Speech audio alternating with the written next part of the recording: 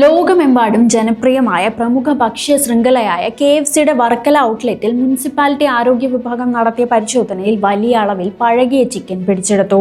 Beach റോഡിന് സമീപം പ്രവർത്തിക്കുന്ന തിരക്കേറിയ ഔട്ട്ലെറ്റിൽ നിന്നാണ് 2 കിലോ വീതമുള്ള 90 പാക്കറ്റുകളിലായി സൂക്ഷിച്ചിരുന്ന പഴകിയ മാംസം നഗരസഭാ അധികൃതർ കണ്ടെടുത്തത്. പ്രത്യേക ഓഫറുകളടക്കം പ്രഖ്യാപിച്ച് വിപുലമായ രീതിയിൽ വിൽപ്പന നടത്തുന്നതിനിടയിലായിരുന്നു ആരോഗ്യ വിഭാഗത്തിന്റെ മിന്നൽ പരിശോധന.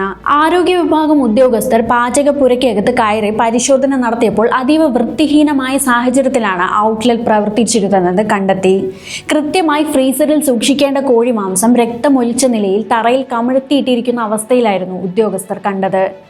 പ്രധാന വിനോദസഞ്ചാര കേന്ദ്രമായ വർക്കലയിലെ ഈ തിരക്കേറിയ ഔട്ട്ലെറ്റിൽ നിന്ന് പിടിച്ചെടുത്ത പഴകിയ കോഴി മാംസം നഗരസഭാ അധികൃതർ ഉടനടി നശിപ്പിച്ചു. നിയമലംഘനം കണ്ടെത്തിയതിനെ തുടർന്ന് സ്ഥാപനത്തിന് നോട്ടീസ് നൽകിയതായും കർശന നടപടികൾ സ്വീകരിക്കുമെന്നും നഗരസഭാ അധികൃതർ വ്യക്തമാക്കി.